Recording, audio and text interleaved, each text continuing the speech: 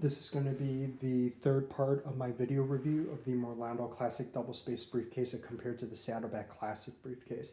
I'll work through my summary points in this third part of my video and give my overall impressions of the differences between these two specific bags. So in terms of dimensions, they're extremely similar. I think one very important thing to mention in terms of the Marlondo compared to the Saddleback is the use of the leather.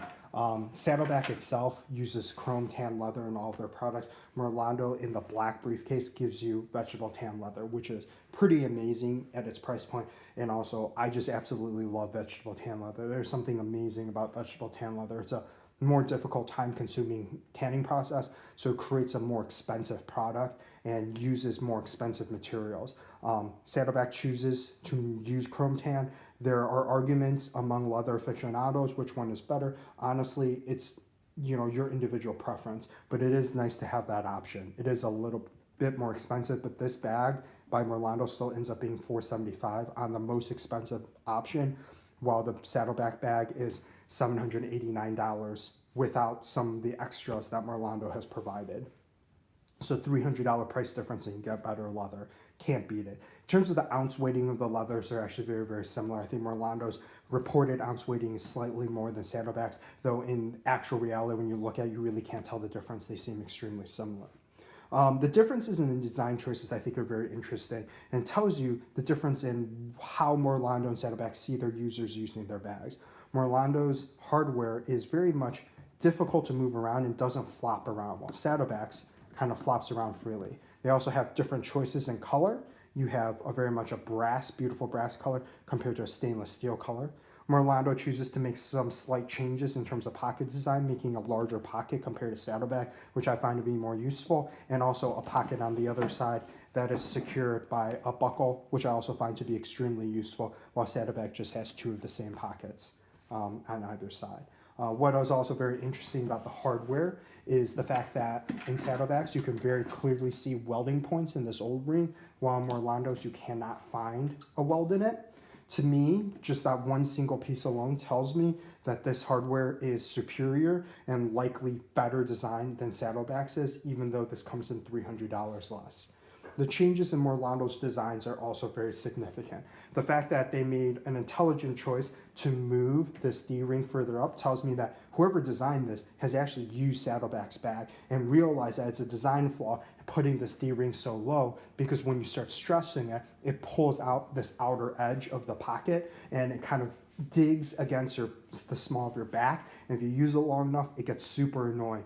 While with the Marlondo, it's high enough up that it prevents the issue with the bottom of the bag digging into the small of your back.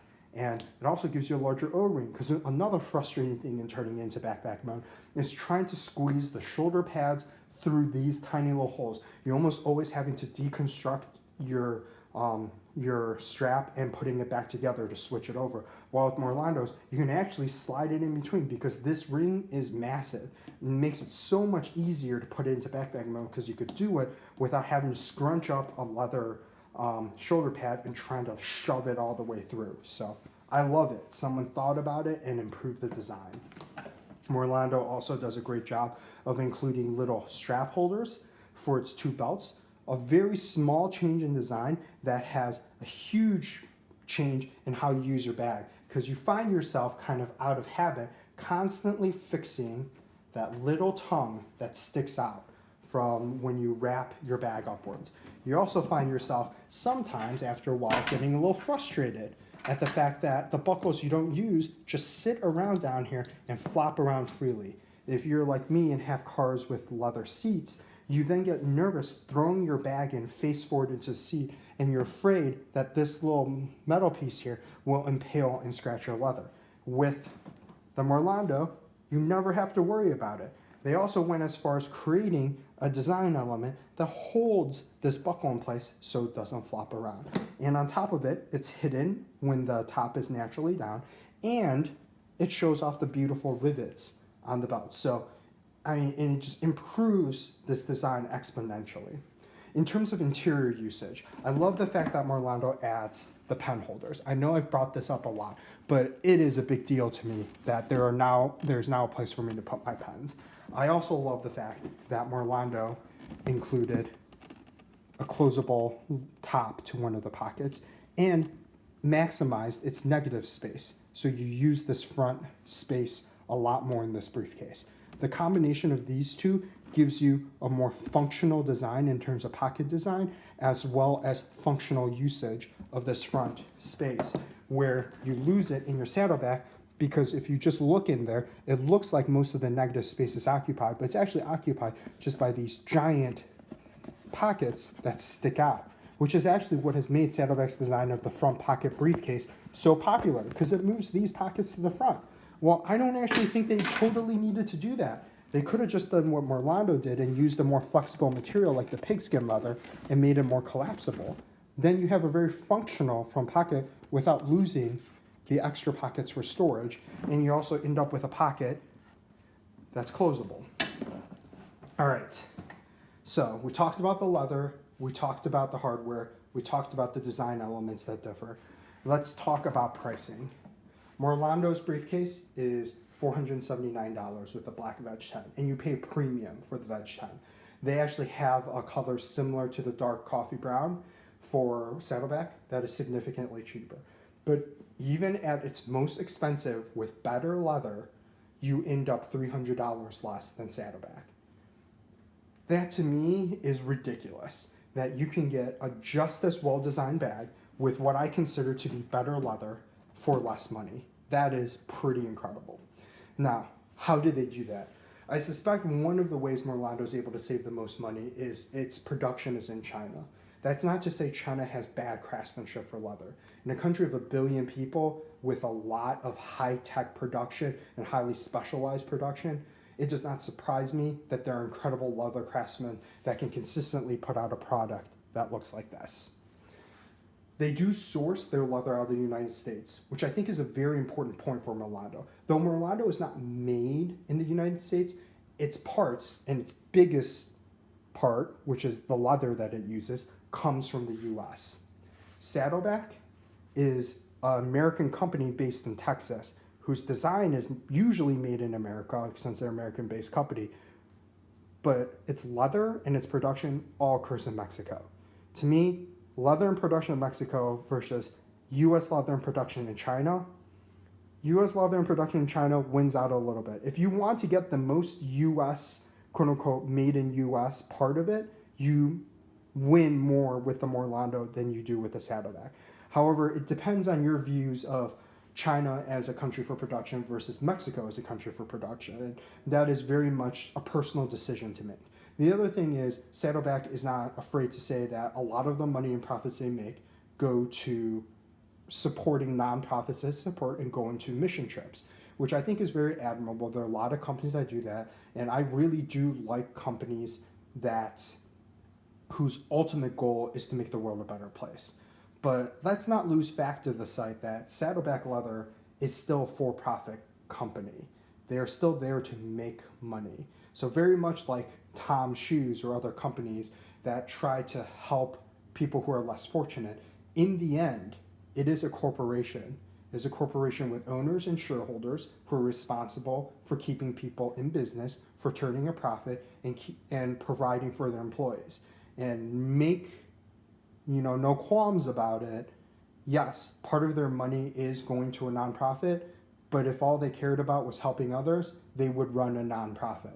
They're running a private company, and it's great that part of their money goes to support other causes that help make the world a better place, but I would not say that I would spend $300 extra to buy something from a company because they go and do mission trips.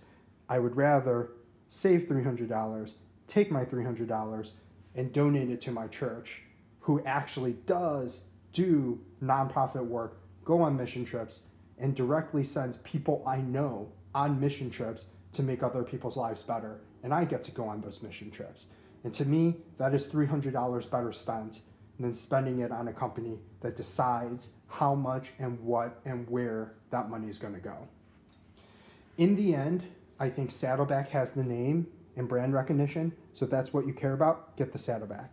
If what you care about is leather, it's pretty amazing that you can get a Veg Tan black bag with the ounce rating that this bag has for $479. That blows my mind. This is an incredibly great deal for an incredibly good price. Now you may ask, Saddleback has a reputation for great customer service. What about Marlondo? If you go online and look through, you will find many comments about someone named Tim over at Marlondo who has helped people out of a lot of binds and done an incredible job. I worked with Tim. When I got my first bag, I actually bought a demo version of the bag, and it was bought with only one photo. And actually, the bag I received was significantly different, and they actually sent me the wrong bag, basically. What was in the photo was not actually the bag that I got. A small mistake was made, but they made it very clear on their website that given the amount of discount that they provide you, they don't take refunds. So I emailed him, more so just to let him know, hey, this happened. I got a bag that was a little bit different than the one that I saw. No biggie, don't worry about it. It's not an ideal situation, but maybe you want to make sure that doesn't happen again in the future, because I can see some customers getting angry. Tim's response in under 24 hours was, let me make it right. I'm going to send you a brand new bag, not a demo, not a discount, a brand new full price bag to make up for the issues that I caused you, because the bag I gave you wasn't the bag in the photo. And I think that's pretty stand up. And I will tell you, and I'm sure if Tim watches this video, he can attest to it, I've sent him a ton of emails. We have gone back and forth. For that single purchase of this bag, we have sent back and forth probably a dozen emails between the two of us. And he has always been extremely polite, incredibly helpful, anticipates my needs, and also does it with impeccable customer service. And he's one man, and he's able to do this. He has no idea I have a YouTube channel. He has no idea I have the viewership that I had. When I buy my bags from these companies, I never disclose that information to them until after I buy my bag. After I buy my bag, I give them a heads up and say, hey, I'm going to be reviewing this bag, just so you know, just so you're aware, in case you want to know about it. But prior to that point at which a review is made, Tim has no idea that I am the owner of this channel. And I think it's pretty amazing that with absolutely no benefit to himself and no ancillary benefit or anyone even finding out that he did this, he decided to go out of his way to get this done. That is the level of customer service that has bought Saddleback customers that return for life and that are hardcore Saddleback fans. This is the level of customer service that Marlondo provides. So I can say I've dealt with Saddleback customer service. They have blown my mind, and they have done an amazing job, and I have nothing bad to say to them, and I never will have anything bad to say if their customer service continues at the part at which it is. But you do not lose out on that going by Marlondo. It's not like you switch companies and the way they make the difference in terms of savings is they cut back on customer service. Marlondo does not do that. They do an amazing job in customer service. So I want you guys to all be aware of the fact that that is not where the cost-cutting measures come from. I believe where the cost-cutting measures come from is that Marlondo has managed to create a product in a company with less loss, more efficiency, and maybe a slightly lower return on profit or return on investment and profit margins, but they are the underdog that you should be looking at. This is the company that's going to change the leather world. This is the company that has changed the leather world and is the, big dog on top of the mountain right now. Saddleback has the brand recognition. If that's what you care about, go with the Saddleback. If what you want is amazing leather at a great price with incredibly good designs, and all the little things that frustrate you about this bag are fixed in this bag, go with this bag. If I was to re-spend all my money that I spent on my bags all over again, I would get this one first.